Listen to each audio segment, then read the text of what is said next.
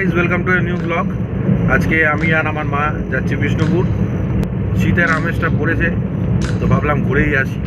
তাই আমরা বিষ্ণুপুর থেকে এখন অলমোস্ট 40 কিলোমিটার দূরে আছি। গাড়ি চলছে 40 কিলোমিটারের মধ্যে। আশা করি জয়পুর জঙ্গল আসবে, যেটা আমার নিজের দেখার খুব ইচ্ছা, কারণ ওখানে আমি কোনোদিন বিষ্ণুপুর আমি কোনোদিন যাইনি এবং জয়পুরের জঙ্গলও যাইনি। তো চলুন আগে দেখি জয়পুরের জঙ্গলটা কেমন লাগে।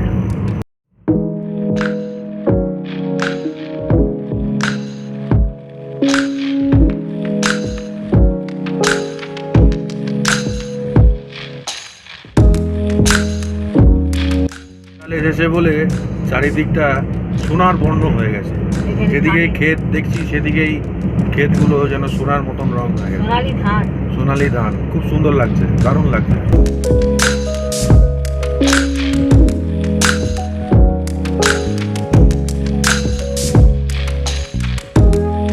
শুরু হয়ে গেল আমাদের জয়পুর ফরেস্টটা দারুণ। আমি তো কোনোদিন দেখিনি, ফার্স্ট টাইম দেখছি, বেশ ভালো লাগছে।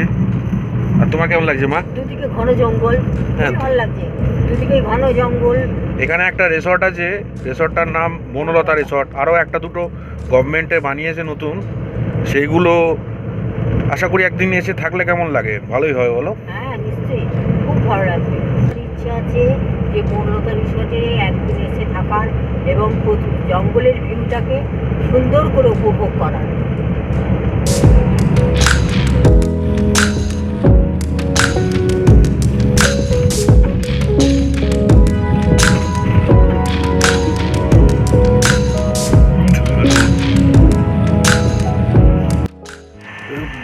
চুল ফুল পুরো একদম চাতা হয়ে গেছে হাওয়াতে। আমার পিছনে এরকম কিছু সাইনবোর্ড দেওয়া আছে ডিয়ার ক্রসিংয়ের। এখান দিয়ে রাস্তার মাঝখান থেকে ডিয়ার ক্রস করে, তাই জন্য অবস্ট্রাক্ট না করতে বলছে। বেশ দারুণ লাগছে জঙ্গলটা, হালকা হালকা শীতের আমেজ, আর এই জঙ্গলের মধ্যে দিয়ে রাস্তা, জাস্ট অসাম। দুপুর 2টো নাগাদ বিষ্ণুপুরে পৌঁছে লাঞ্চ করে আমরা বিকেলবেলা এখন এসছি মদন মোহনের মন্দিরটি দেখতে। পুরো আমার পিছনে দেখতে পাচ্ছেন সবাই, পুরো টেরাকোটার দিয়ে সাজানো মন্দিরটা। দারুণ লাগছে দেখতে।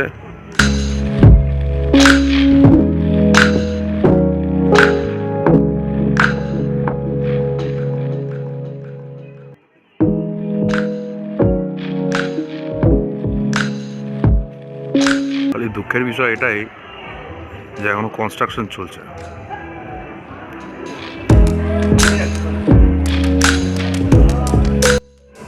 এই মদন মোহনের মন্দিরের পুরো ইতিহাস এই প্ল্যাকটাতে লেখা আছে। কেউ যদি পড়তে যাও তাহলে পজ করে পড়ে নিতে পারো।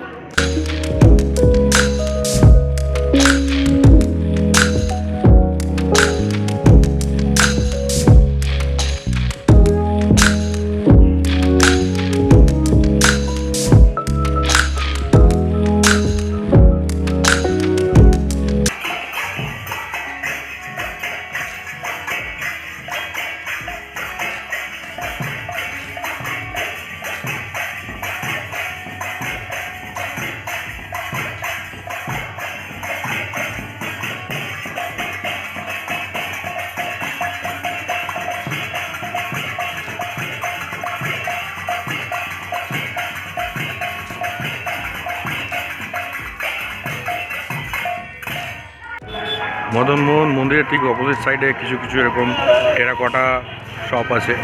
সেই শপগুলোতে দারুণ মূর্তি আছে, ঠিক সেম শপ এখানে আরেকটিও আছে। মানে দারুণ কালেকশন।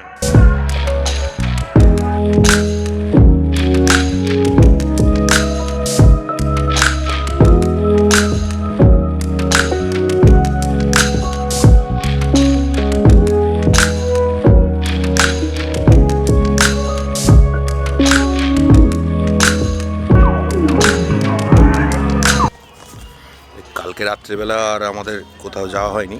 কালকে রাত্রেবেলা সোজা খাওয়া দাওয়া করে একদম একটা লম্বা ঘুম দিয়েছিলাম, কারণ খুব টায়ার্ড হয়ে গেছিলাম কালকে। তো আজকে সকালবেলা আমরা ঘুরতে এসেছি বিষ্ণুপুরে একটি ফেমাস জায়গা, রাসমঞ্চ।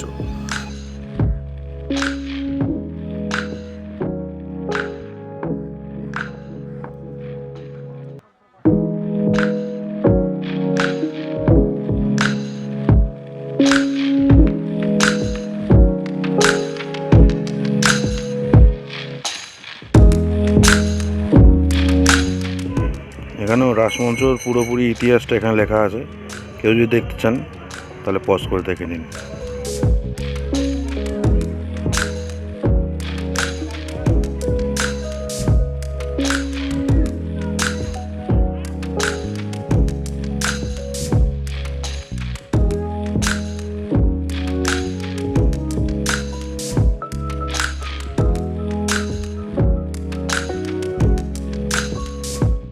রাসমেলার সময় এখানে কৃষ্ণর এবং রাধার যে মূর্তি যে আছে সেই তাদেরকে নিয়ে আসা হয়, এখানে পুজো হয়। বহু পুরনো এই মন্দির, এগুলো পুরো ইটের তৈরি, আর বেস স্টোনটা যেটা আছে সেটা ল্যাটেরাইট পাথরের। বাইরের থেকে ভেতরটা পুরো 2 ডিগ্রি টেম্পারেচার কম, তাই না?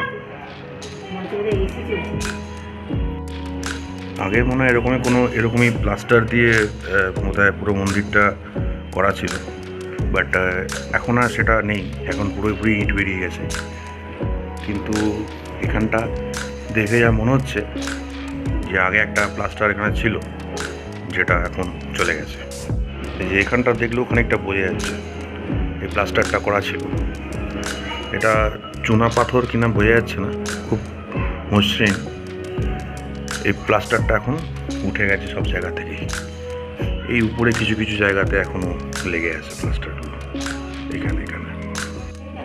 এখানে একটি গেট করা আছে, ভেতরে তো কোনো বিগ্রহ দেখতে পাচ্ছি না, আলো পৌঁছাচ্ছে না ভেতর অবধি, তো মনে হয় এখানেই পুজোটা হয়। কিছু লোক এসে এখানে তার হাজব্যান্ডের নাম, ওয়াইফের নাম এখানে এইভাবে দেওয়ালের মধ্যে লিখে দিয়ে গেছে, ভ্যান্ডালাইজ করে দিয়েছে। এইরকম জিনিস খুব খারাপ, এই জিনিস নাই করা উচিত।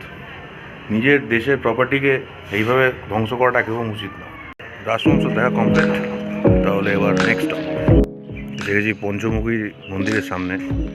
এখানে সিকিউরিটি গার্ড কিছু কিছু নিয়মাবলী বলল, যেমন কারোর ফেস কোনো ভিডিওতে আনা যাবে না, আর প্রফেশনাল কোনো ক্যামেরা ইউজ করা যাবে না, অথচ মোবাইল ভিডিও ইজ অ্যালাউড। এটাই শুনে একটু অবাক লাগলো আমার। যাই হোক, এবং এই চেনের বাইরেও ওদিকে যাওয়া যাবে না। যাই হোক, বাইরে থেকে দেখি, হিস্ট্রিটা পড়ি, তারপরে এখান থেকে নেক্সট স্টপ।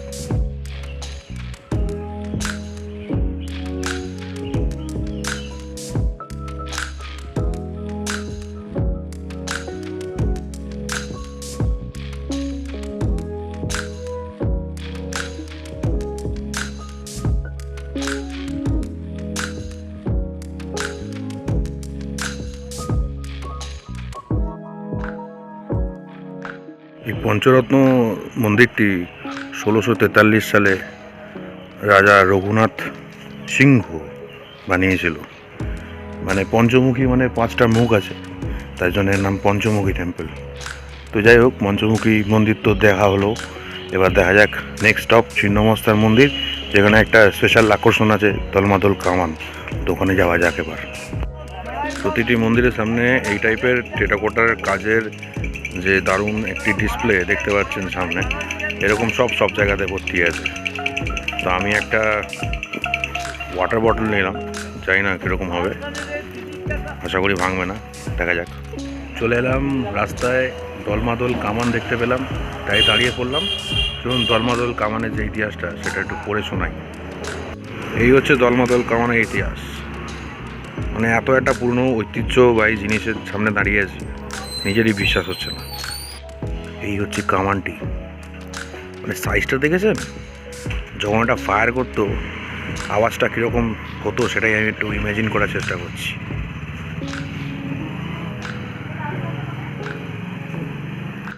এই পিছন দিকটা এরকম দেখতে, যেখান থেকে গোলাগুলো লোড করা হতো, এটা খুলে আই গেস লোড করা হতো, দিয়ে ক্যাননের অ্যাঙ্গেলটাকে উপরে উঠিয়ে ফায়ার করা হতো। দারুণ জিনিস, কিন্তু এটা এইভাবে ওপেনলি পড়ে আছে, একটু রাস্ট ধরেনি। আমি দেখতে পাচ্ছি না রাস্টের চিহ্ন, চকচক করছে একদম। দারুণ ক্রাফটম্যানশিপ, দারুণ। বাই দলমাদল কামান, আবার পরে দেখা হবে। এসে বললাম ছিন্নমস্তার মন্দির, কিন্তু দুঃখের বিষয় মন্দিরটি বন্ধ হয়ে গেছে। দেখা যায় কিনা সাইড থেকে। এটা হচ্ছে ঘুমঘর। ঘুমঘরের ইতিহাসটা দাদার কাছ থেকে একটু শুনে নিন। এটা যখন গুমগড়ে এর নিচে নাকি শুনেছিলাম এক রকমের ফালা থাকতো, আচ্ছা ফালার মতো লোহার ফালা, ওইখান থেকে কোনো যদি রাজার কোনো শত্রু বা কেউ যদি আসতে, তাহলে ওইখান থেকে ওরা ওইখানে ফেলে ওদেরকে শাস্তি হিসাবে ওইটা একটা শাস্তি দিত। আচ্ছা আচ্ছা। যেরকম আগে যেরকম ধরুন এক রকমের আরও অন্যান্য শাস্তির কথা শুনেছিলাম এর আগে, যেমন শুলির শাস্তি দেওয়া হতো, ঠিক সেরকম ধরনের এটাও একটা এক রকমের শাস্তি দেওয়া হতো। আচ্ছা আচ্ছা আচ্ছা আচ্ছা। বাহ, মানে শাস্তির একটা মেন জায়গা ছিল এটা, বলা যেতে পারে। তাহলে বলো মা, বিষ্ণুপুরের ট্রিপটা কেমন লাগছে? খুব ভালো লাগছে। এসে পড়লাম জোর বাংলার মন্দিরে। এই ইতিহাসটা একটু পড়ে দেখি কীরকম আছে। এই হচ্ছে জোর বাংলার মন্দিরের ইতিহাস, পড়তে হলে পজ করে দেখে নাও। এই জোর বাংলার মন্দির 1655 সালে রঘুনাথ সিংহ বানিয়েছিলেন। এই যে টেরাকোটার যা কাজকর্ম আছে, এগুলো যেগুলো দেখা যাচ্ছে এই ভিডিওতে, রামায়ণ আর মহাভারতের স্ক্রিপচার্স। মন্দিরে ওঠা, এই চত্বরে ওঠা নিষেধ আছে, তাই জন্যে সিকিউরিটি গার্ড আমাদেরকে বলে দিল যেখানে না উঠতে, নইলে আরও কাছ থেকে দেখানো যেত। মন্দিরের গায়ে রামায়ণ আর মহাভারতের স্ক্রিপচার্স ভর্তি। ইভেন যে একদম শেষ লেয়ারটা আছে, তলার লেয়ার, এখানেও টেরাকোটার কাজে ভর্তি।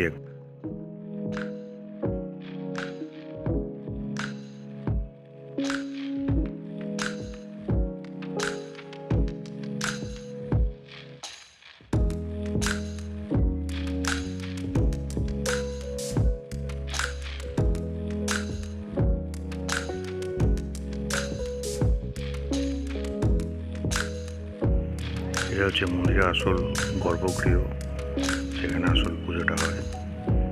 দেখা যাচ্ছে না অন্ধকার, বা মন্দিরটি অনেকটা রিনোভেশন হয়েছে, আরও কিছু রিনোভেশন বাকি আছে, যেগুলো পরে হবে আশা করি।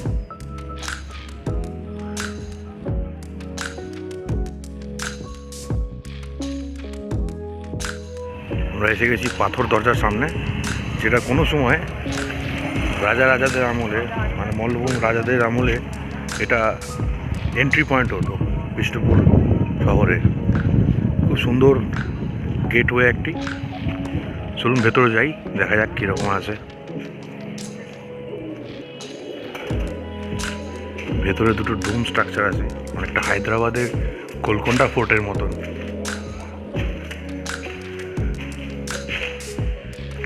এখানে মনে হয় প্রহরীরা থাকতো, আই গেস সো।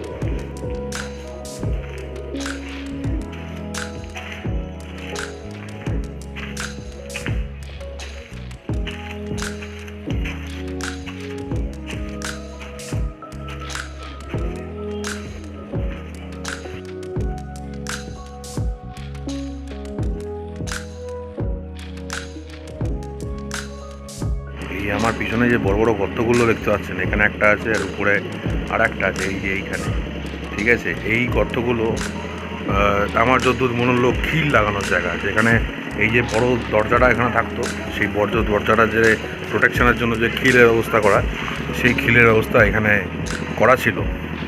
মানে এদিকেও আছে, আবার এখানেও আছে, উপরেও আছে, ওইখানে আবার এদিকেও আছে, এদিকে একটা, উপরে একটা, ওইখানে আর একটা এন্ট্রি পয়েন্ট আছে। ওটা মনে হয় ছোটো দরজা, তারপরে এটা বড় দরজা। এবার চলুন পাথর দরজা থেকে এগিয়ে নেক্সট স্টপের দিকে যাওয়া যাক। বিষ্ণুপুরের যত মন্দিরের মধ্যে সব থেকে জাগ্রত হচ্ছে মা মৃন্ময়ীর মন্দির, সেখানে আমরা এসেছি এখন। তো মায়ের দর্শন হলো, এবার নেক্সট। এখানে আরেকটু মন্দির আছে, যেখানে আর সময়ের অভাবে ভেতরে ঢোকা হলো না। এখনকার মতন আজকের দিনে ট্রিপ শেষ। আবার বিকেলে বেরোবো পোকাবাঁধের দিকে। বিষ্ণুপুরের যে ফেমাস পোকাবাঁধ আছে, সেটা বিকেল দিকে যাবো। লালবাঁধ পোকাবাঁধ, তাই তো? হ্যাঁ, সেইখানে আমরা বিকেলের দিকে যাব। তো আপাতত বাড়ির দিকে খাওয়া দাওয়া করে একটু রেস্ট নিই। বাড়ি মানে আমি যেখানে উঠেছি, আমার দিদার বাড়ি, তো সেখানে আমি আজকে রেস্ট নিব। এখন রেস্ট নিয়ে বিকেলে আবার বেরোবো। আবার দেখা হচ্ছে আপনার সাথে বিকেলে।